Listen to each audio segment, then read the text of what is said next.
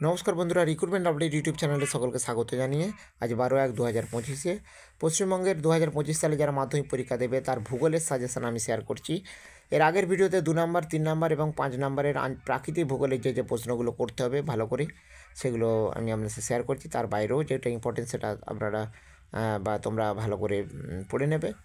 তো 5 নম্বরের আঞ্চলিক ভূগোলের যে প্রশ্নগুলো অবশ্যই ভালো করে দেখতে হবে 2025-এর মাধ্যমিক পরীক্ষার জন্য, সেটা হচ্ছে আমরা একটু দেখে নিই।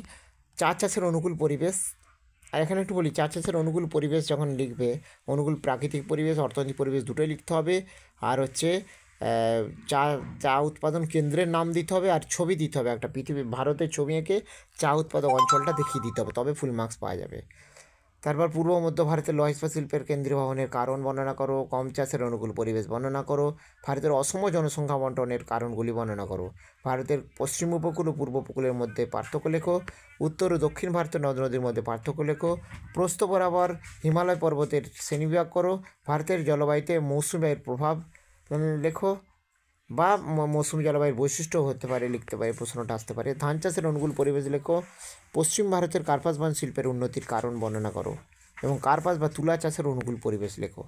তো এটা হচ্ছে 5 নম্বরের আঞ্চলিক ভূগোলের প্রশ্ন, আমি এটা দিয়েছি। এর বাইরেও যদি ইম্পর্টেন্ট মনে হয় সেটা তৈরি করবে, কিন্তু এগুলো ভালো করে তোমাদেরকে তৈরি করতে হবে। পরের ভিডিওতে মাধ্যমিকের ম্যাপ পয়েন্টিং, ভূগোলের ম্যাপ পয়েন্টিং যেগুলো করতে হবে 10 নম্বর থাকে টোটাল, সেই ম্যাপ পয়েন্টিংয়ের যে পয়েন্টগুলো তোমাদেরকে ভালো করে দেখে নিতে হবে সেটা আমি পরের ভিডিওতে শেয়ার করবো। সঙ্গে থাকবেন এবং চ্যানেলটা সাবস্ক্রাইব করে নেবেন। ধন্যবাদ।